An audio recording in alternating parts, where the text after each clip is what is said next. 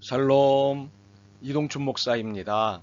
오늘도 여러분의 삶이 주님의 평안으로 가득하시길 기원하며 하나님의 말씀을 나누겠습니다. 오늘 주시는 말씀은 여호수아 9장 1절에서부터 21절의 말씀입니다. 이 말씀 중에 14절에서부터 16절을 읽겠습니다. 무리가 그들의 양식을 취하고는 어떻게 할지를 여호와께 묻지 아니하고 여호수아가 곧 그들과 화친하여 그들을 살리리라는 조약을 맺고 회중 족장들이 그들에게 맹세하였더라. 그들과 조약을 맺은 후 사흘이 지나서야 그들이 이웃에서 자기들 중에 거주하는 자들이라 함을 들으니라. 아멘. 여호수아 9장 1절로부터 21절 말씀을 본문으로 상식적인 것은 기도하지 않아도 될까요? 라는 제목으로 말씀을 나누도록 하겠습니다. 하나님께서 여호수아에게 모세의 뒤를 이어 이스라엘의 지도자가 되라고 하셨을 때 너무도 두려웠습니다. 감당할 자신이 없었기 때문입니다. 모세가 얼마나 힘들게 사명을 감당해야 했는지를 참모로 지내면서 자세히 보았기 때문입니다. 그러나 하나님은 여호수아를 설득하셨습니다. 예전에 모세를 설득하셨듯이 말입니다. 사실 하나님의 설득을 말 수 있는 사람은 없지요. 여호수아는 하나님이 언제든 반드시 함께 하신다는 약속에 설득되어 사명을 수용했습니다. 말이 수용이지 순종이죠. 드디어 여호수아가 첫 번째 리더십을 발휘해야 하는 시간이 왔는데 그것은 요단강을 건너는 일이었습니다. 인간적으로 볼 때 불가능한 상황이었지만 하나님의 지시를 1.1획도 어기지 않고 그대로 따랐습니다. 놀랍게도 모두가 무사히 건널 수 있었습니다.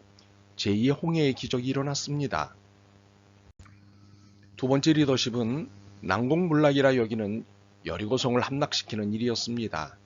그 누구도 정복은 불가능하다고 선언한 성이었기에 긴장감은 최고조였습니다. 그러나 여호수아는 하나님의 지시에 1.1획도 어기지 않고 그대로 따랐습니다. 놀랍게도 물론 하나님께는 놀라운 일도 아니지만 난공불락이라 여긴 여리고성이 무너졌습니다.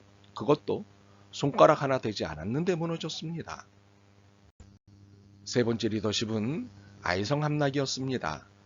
살펴보니 아이성은 여리고성에 비해 우리말로 아이 같은 성이었습니다. 그래서 아주 쉽게 생각했습니다. 상식적으로 판단해도 이번에는 굳이 하나님께 여쭙지 않아도 지시를 받지 않아도 그간의 전투력으로 보아 넉넉히 정복할 수 있을 것이라 자신했습니다. 그런데 패배했습니다. 그것도 비참하게 패배했습니다. 물론 패배의 이유야 여리고성 정복 때 아간이 하나님의 지시를 범한 것 때문이었습니다. 여리고성에서 취한 것은 모두 다 하나님께 바치라는 것을 무시하고 아간이 물건 몇 점을 취했던 것입니다.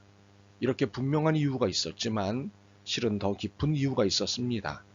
기도하지 않았기 때문입니다. 하나님께 여쭙지 않았기 때문입니다. 만약 기도하며 하나님께 귀를 기울였다면 아간의 범죄를 알게 되었을 것이고 이를 정리한 후 아이성을 공략했다면 참담한 패배를 했겠습니까? 상식적으로 볼 때 기도하지 않아도 된다는 판단이 패배의 원인이었던 것입니다. 그렇습니다. 문제는 하나님께 여쭙지 않는 데 있습니다. 여쭙지 않을 때 나타난 결과는 너무도 분명합니다. 패배요? 무너짐입니다. 그런데 우리는 왜 여쭙지 않는 것일까요? 자신감이 생겼기 때문에 충분히 가능한 일입니다. 하나님께 여쭙는 게 귀찮아서 이것도 충분히 있을 수 있는 일입니다. 굳이 일일이 다 여쭤야 하느냐는 생각 때문에 그럴 수 있습니다. 분명 여쭙지 않는 이유는 많이 있을 것입니다. 아마도 소위 믿음이 있다는 사람들에게서 가장 많이 들을 수 있는 말은 상식적인 일이기 때문이라는 이유일 것입니다. 상식적으로 해결할 수 있는 일인데 굳이 여쭐 필요가 있느냐는 이유일 것입니다. 바로 오늘 본문의 사건이 상식적인 일은 여쭙지 않아도 된다는 태도나 생각에게 주는 답입니다. 한마디로 그러면 안 돼 입니다. 이스라엘이 그 불가능한 요단강을 건넜다는 것과 난공불락인 여리고성을 함락시켰다는 것과 그리고 아이성도 함락시켰다는 것을 알게 된 가나안의 모든 족속들과 나라들이 초긴장 상태가 되었습니다. 이들 중 기브온 족속은 어느 나라보다도 커다란 긴장감을 가졌습니다. 그래서 살 길을 궁리한 끝에 이스라엘과 평화조약을 맺는 안을 채택하였습니다. 그렇지만 이스라엘이 평화조약 제안을 쉽게 받아들이지 않을 것임을 예상했고 이에 따른 전략을 짰습니다. 그 전략은 자신들이 아주 먼 곳에 있는 족속으로 위장하는 것이었습니다. 그래서 이스라엘로부터 불쌍함의 은총을 입는다는 전략이었습니다. 이러한 기브온의 전략은 적중했습니다. 그들의 불쌍모드 전략은 그대로 통했습니다. 그들의 입장에서는 구원을 받은 것입니다. 그런데 혹시 이스라엘은 한 족속을 구한 영웅은 아닐까요? 기브온이 미리 머리를 조아리고 온 덕에 괜한 에너지를 쓰지 않아도 됐으니 잘한 일 아닐까요? 아닙니다. 그렇지 않습니다. 도와달라고 하는 이들에게 은총을 베푸는 일이 잘못된 것이 아니라 하더라도 하나님께 여쭙지 않은 것은 하나님을 대신한 행동이었기에 잘못한 것입니다. 무엇보다도 우리는 성경이 이 기도하지 않은 사건을 심각하게 고발하고 있다는 것을 눈여겨봐야 합니다. 성경은 이 기도하지 않은 사건을 죄로 고발하고 있습니다. 혹시 기도 안 하는 것이 죄인가? 라는 의문은 충분히 가질 수 있는 의문입니다.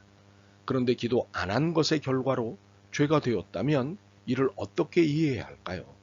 하나님의 뜻을 따라 살아야 하는 우리로서는 하나님의 뜻을 구하지 않고 자신의 생각과 판단에 따라 행동한 결과가 악이나 불의를 만들어낸 경우에 이를 어떻게 이해해야 할까요? 예수님은 우리에게 마태복음 26장 41절을 통해 말씀하신 것이 있습니다. 시험에 들지 않게 깨어 기도하라. 마음에는 원이로되 육신이 약하도다. 기도하지 않으면 생기는 사태가 시험 또는 유혹입니다. 하나님의 뜻과는 반대의 일을 저지르는 것입니다. 하나님이 기뻐하실 수 없는 사고를 저지르게 되는 것이지요. 그래서 이를 잘 알게 된 믿음의 사람들이 우리에게 강력한 메시지를 남겼습니다. 기도의 사람 앤드류 머레이는 그에 져서 하늘문을 여는 기도에서 기도하지 않는 기독교인은 또 하나의 죄를 지은 죄인이라고 정의하였습니다.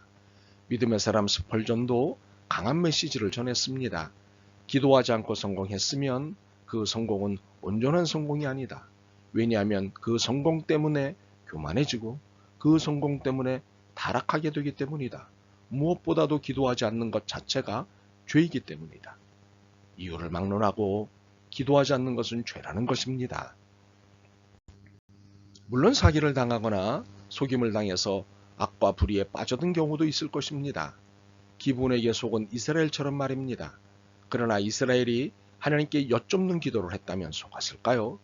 당시 이스라엘은 지금의 우리와는 달리 하나님의 음성을 직접 들을 수 있었습니다. 그러니 기도했다면 속았을까요? 14절과 15절은 이 사실을 안타까움으로 고발하고 있습니다.